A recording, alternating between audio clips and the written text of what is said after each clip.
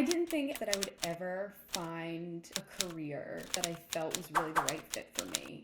The collective has given me the education, a starting point, a community of support. I didn't even know if this was going to be possible. After that, things have just sort of snowballed. You know that feeling you get when you finally know that what you are doing is what you've been meant to do? Like you finally figured out what you wanted to be when you grew up? Yeah, me neither. Just kidding. But truly, after never knowing what she wanted to do, Cara now feels like she's finally found the career she has been looking for, seeking flexibility so that she can continue to teach kids music lessons as well as perform herself, all while earning a good income. Cara found freelance grant writing. Fast forward 9 months into the collective, she's earned $15K, has 3 retainer clients, and is headed into full-time consulting next year. I know that you will be energized by this story because I left more energized than when I started. Meet Cara.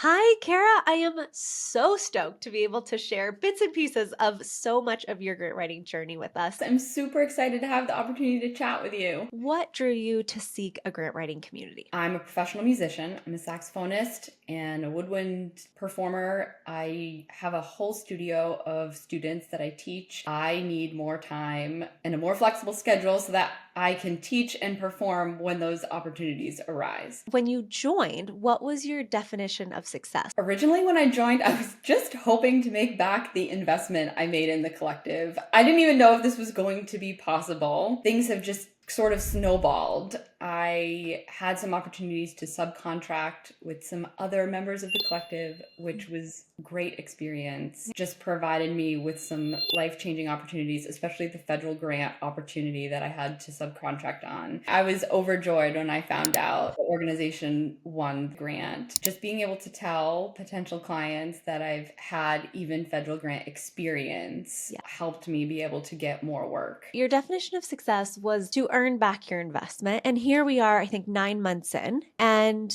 you've more than earned your investment back. You've doubled it. By the end of the year, I will have made about $15,000 in revenue from grant writing. You're doing this on the side of a full-time job. Yes. As you look into 2025, what's your hope? Start my own business and officially file all of that amazing business paperwork and make it official. I think what also drew me to the collective is how many amazing entrepreneurs that all of you have helped build these incredible businesses that have given opportunities to other people that are just starting. I wanted to be a part of that. I wanted to grow a big business. So I can't wait to be able to do consulting full time. I love working with my clients. Love hearing about their work. I love collaborating with them. I love strategizing with them. And I feel like I finally found a career path outside of music that's really allowed me to give back to the community and make the impact that I've been looking to make for so long. So I think it's beautiful that you're actually holding both and finding space for both identities to thrive simultaneously. I love doing both. That when you get to build this business, you'll also know how to subcontract, and how incredible that you get to then give back the experience that you were a part of as a newbie. I can't wait to be able to do that. I'm really excited. Some days I feel like I have too many projects and I could probably use some help, but I'm trying to get myself organized with the projects and the clients that I have. I want to feel like I can mentor somebody well, like set them up for success. And I don't want to do that before I feel like I'm really ready to be able to give somebody an experience that's going to be helpful for them. Anyone who's looking for work listening to this will be like, you're already ready. The intention is there. Sign me up. I want to work for you. All of this didn't happen overnight. Take me back to a really challenging moment. So during my last extensive job search, I worked with a career coach. She helped me sit down and look at all my skills and revamp my resume. And she actually had me do a lot of informational interviews. So I did probably at least 50 interviews. However, none of those conversations ended up turning into any leads, which was crazy and also a little disappointing. Looking at the collective, I really wasn't sure if diving into that process again was going to work, but I took the leap and I just started reaching out again. And this time planting those seeds and having those conversations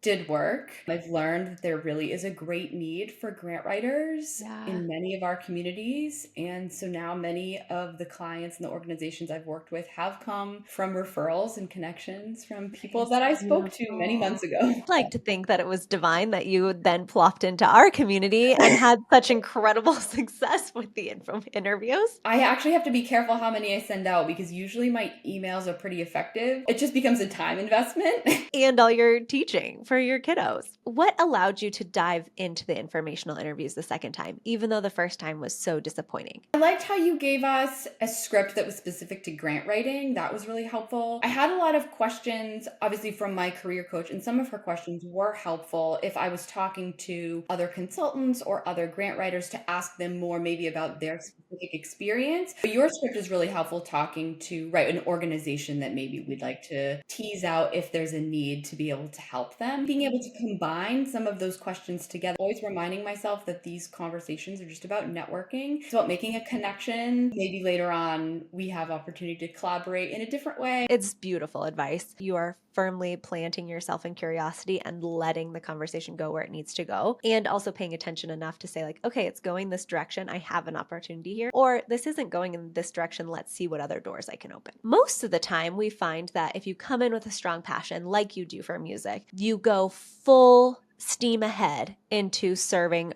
music specific organizations. But you've actually opened that up a little bit. So I do love serving performing arts organizations. They are obviously very close to my heart, and I do have a handful of clients that are in the performing arts. And so that's been great experience because I've learned more about what grant opportunities are in our area for those organizations. So I already kind of know what's out there. But I do have other interests, and I do love learning about other fields. And so it's been really fun for me to be able to work with organizations outside of that. I have worked with an organization that provides equine psychotherapy for survivors of trauma and veterans. Cool. My dad is a veteran. I grew up riding horses, and I was just really excited to be able to help them build out their grant strategy. And now I've had the opportunity, I'm getting started working with a local hospital. They have a big maternal health program, which I'm very excited to learn more about, raise money for that program. My mom is a healthcare worker. She works in a hospital. So I feel like I've gotten to move into some other fields and areas that are like very close to my heart. I love that we get to help like a variety of organizations and people and causes. It allows us to create a bigger impact. What is one thing that you are most proud of?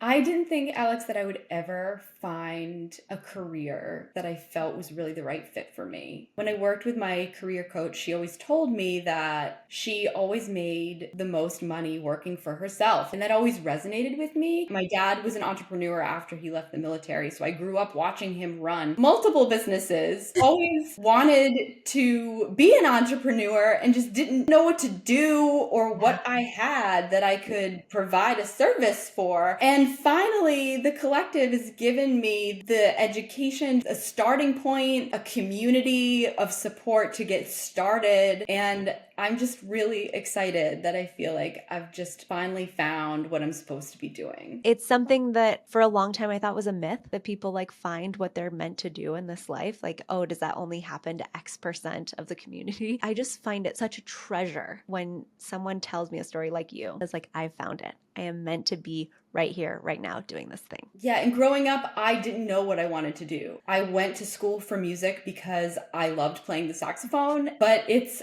really hard just to make it as a music performance major. I love being able to perform and teach and write grants and give back to nonprofits. It's just great to be able to do a variety of things. I love it. I'm just so excited. What is one of the projects that you're working on? So I've done 3 funding strategies now for a variety of organizations. What's been so valuable to me about the funding strategy is that it gives these organizations a tangible plan. They can carry this out, and oftentimes they didn't even know that these funding sources existed. Every funding strategy meeting I've had with the organizations I've worked with, they are so grateful and thankful and excited about the final deliverable that we bring to them. I just love knowing that I've given you a list of opportunities that are in alignment with your work, just giving them a plan to be able to move forward to secure grant funding. I agree that you get to actually give someone a tangible list of things that are worth their time. I just am amazed at how many things are happening at nonprofits at once. And so helping them streamline any of those activities is huge, such a gift. Couldn't agree more. I love the funding Yeah, strategies. especially in small organizations, executive directors and development directors are so busy and they have so much on their plate. They often say like they don't have time to do grant research or pursue grants. It's very time consuming, which is why we're all here. But I always tell them like you need to be out meeting with your donors or engaging in that high level work and not stuck behind a computer doing that hard narrative writing. And so I'm so glad that I can help them even from doing those funding strategies, even the little bit of outreach sometimes that I've done, confirm alignment or gauge some of that competitiveness. I've gotten my clients some funder meetings from those or some feedback from funders being like, we'd love to see an application from the organization you're working with. Those are dream responses. Info interviews in a different sector. It's the same. We're going into these funder meetings with curiosity. We're sending out emails to funders with curiosity to see what door might open. You probably find similar aspects of info interviews and fundraising as well. I've worked in nonprofit fundraising and development now for a long time, mostly doing a lot of donor stewardship, donor relations, done a lot of major gift support. I'm not actually a frontline fundraiser, but I love being able to provide frontline fundraisers all that they need to go and have a successful client meeting. Just having the fundraising knowledge has been helpful, obviously, to make this transition because I do understand nonprofit landscape. In the realm of the collective is a privilege when you get to come in with more nonprofit experience, then you can more easily make that gap. Though I will not say that it's easy. It might be easier than someone without nonprofit experience, but it's not easy. It still takes a lot of time and effort that you have put in to how does this email sound? What kind of meeting am I going to have? There's a ton of intentionality built into what you've done that has allowed you to succeed so quickly. And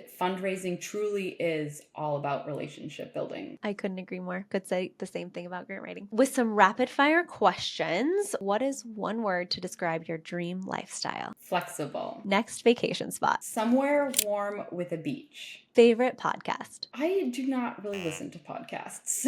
Is there a favorite music? I love classical music. I love jazz. I play a wide variety of genres. I usually just turn on a station on Pandora and I just love seeing what it cycles through. What are you reading right now? I'm not in a book right now, but I love historical fiction novels or anything with a good love story. Last TV show you binged. New Girl. What is your superpower? Sight reading music. You have big, ambitious goals for 2025, and I am pumped that you are already exuding the identity of an entrepreneur. Will serve you so well. What is the one thing you're most looking forward to in 2025 as you look towards your business future? Being able to set my own schedule and just seeing how I can get this little business to grow. I just feel like there's endless possibilities for the future, and I'm just excited to see where the journey takes me. Thank you so, so, so much, Cara. It has been a pleasure getting to know you just a tiny bit more. Thank you, Alex.